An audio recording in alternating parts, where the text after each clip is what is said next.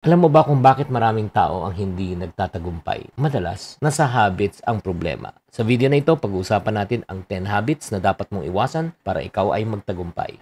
Videos that will make you wealthy and debt-free.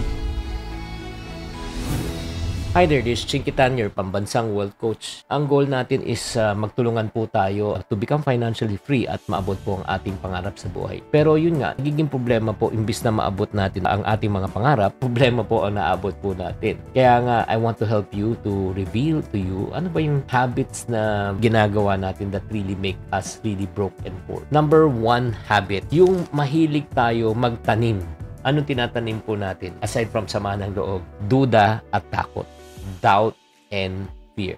Halimbawa, gusto mo magtayo ng business. Ano tinatanim natin sa isipan natin? Yung totoo paano kung malugi? Paano kung di mag-work? Paano kung mag-resign ako sa trabaho ko tapos walang mangyari?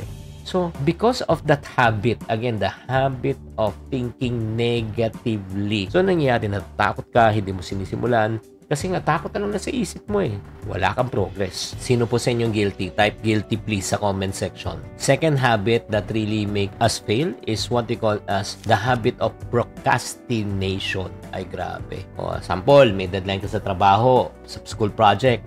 Pero anong inuuna mo? TikTok. Oo. Diba? Netflix, Mobile Legend. Kaya last minute mo ginagawa ang trabaho. Maraming. Ang resulta niyan, syempre, poor quality at stress.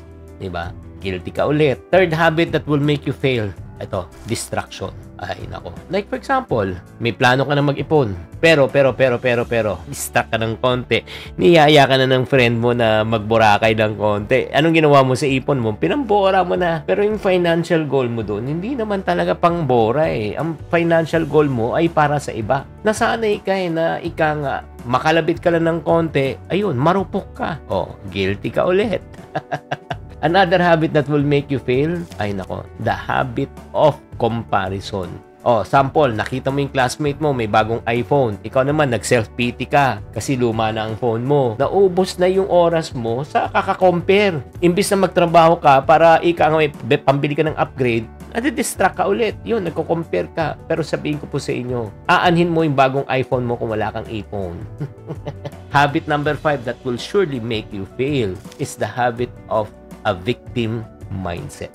Ikaw ba ay guilty na lagi mo nang sinisisi ang ibang tao, ang gobyerno, ang pamilya mo dahil sa ikaw ay walang nangyayari sa buhay mo? Oh, hindi ako nakapagtapos ng college kasi mahirap lang magulang ko, parents ko eh. Alam mo, friendship, kung ganito ang mindset mo, hindi ka talaga uusad. You know what? If you see me 20 to 30 years from now begging the streets of Metro Manila, lend me your ears. Alam mo, dapat tapos tinanong mo, oh Chinky, bakit ka naging ganito, di ba? Wealth coach ka ngayon, naghihirap ka na. Ay, tabuti na lang tinanong mo. Ay, mga kapatid ko, yun ako, di ako tinulungan. Yung mga magulang ko, walang pilamana. Ay, nako, alam mo, dapat yung sabihin sa akin, Chinky, the reason why you are the person that you are today because that's the way you chose to be. Pinili mo yan. Bago pa po tayo pumunta sa number 6 na bad habit that will make you fail, batiin muna natin si Sara Reposar, si Ramjen Kasupanan, at si Jojo Lorenzo. Maraming salamat sa ating mga loyal followers. This one naman, the next habit that will make you poor and fail is the habit of perfectionism. Sino sa inyo guilty dito, ha? Gusto nyong mag-start, like for example, ng YouTube channel. Meron mga na-shoot ka na pero ayaw mo mag-upload dahil hindi pa perfect ang video mo. Pag hinintay mo maging perfect ang video mo, baka kailangang hintay mo ng second coming ni God. Ang result, walang progress dahil nga, ang goal kasi is perfection. Ay, believe me, no one can be perfect. Ang goal natin sa buhay is not perfection, but the goal natin is progression. Keep that in mind. Number 7 habit that will make you fail, definitely, is the habit of instant gratification. Yung tipong kakasweldo pa lang, binili mo na agad ng gusto mong sapatos, damit, makeup, di ba? Kahit di pa nababayaran ang utang mo. Oy, nako, bato-bato sa langit, tamaan, sana wag po magalit. So, nauubos ang pera po sa momentary happiness imbis na for the long term, di ba, mga plano, bahay, sasakyan, wala na po lahat yan. Bakit po? Naubos na. Okay, number 8, 10 to. Yung number 9 and 10 ang pinakamatindi. Number 9 and number 10. Abangan nyo 'yan. Number 8 habit that can make you fail in life is the habit of division or intriga. May kakilala ka bang mga tao talaga nilikhalan talaga ni Lord na pang kontrabida ng buhay mo? For example, may tampuhan kayo na kapatid mo, hindi mo na siya kinakausap o hindi ka na rin kinakausap. Dahil dito, di ba, nawalan ka ng ika nga ka-partner na makakatulong sa buhay mo, sa desisyon mo. Yung parang awayin sa pamilya. Honestly, ang tagal na niyan. Hadlang yan sa tagumpay. Let's go to number 9. Bago tayo mag-number 9, may maganda akong balita. I'm going to offer a free value pack.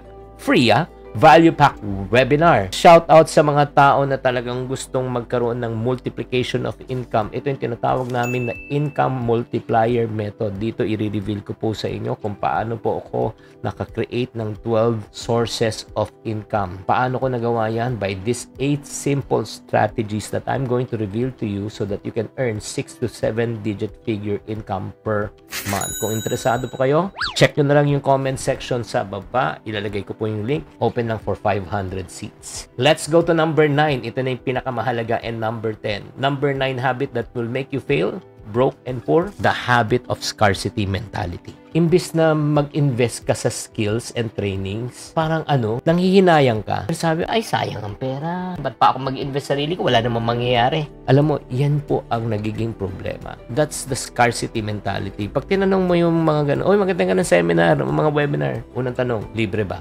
Pangalawang tanong, anong pagkain? Pumunta ng seminar para kumain, di para matuto. Pero pag in-invite mo sa kainan, samyup, magkano? O, join ako. Kasi meron naman chibugan O mawalang galang, yung 500 na kinain mo sa samyup, bukas na saan na? Wala na. Flush na sa kubeta. Pero yung mga mayayaman talaga, pag in-invite mo sa mga since gusto nilang matuto, they want to have an abundance mentality. Ang unang tanong niyan, sino speaker? Di ba? Ano matutunan ko? Number 3, magkano? Because they know everything has value, has a price to pay. And number 10 habit that will surely make you fail is this, the habit of killing your dreams and purpose. Ito dati may pangarap ka na magnegosyo. Dahil nag-fail ka lang ng once, just once.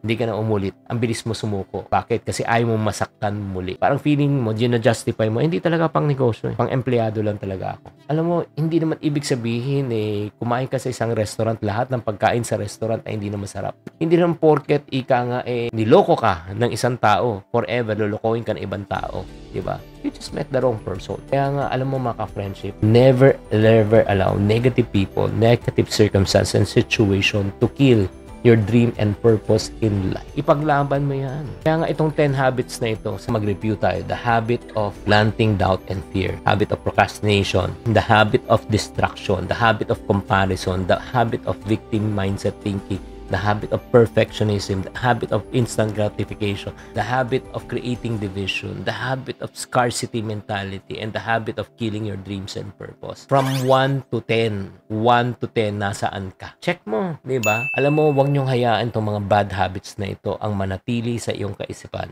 Magandang balita, pwede mong iwasan to at baguhin. Remember, success is a journey, not an event. Huwag kang matakot. Sumubok ka muli, try ka muli, at darating ang panahon, maniwala kapag na-change mo yung habit mo, mag-change mo rin ang iyong buhay. Sana nakatulong tong episode na ito. Pakitype na lang sa comment section kung paano itong nakatulong, anong revelation mo. Tatandaan, tamang karunungan, tamang disiplina po ang susi sa pagyaman.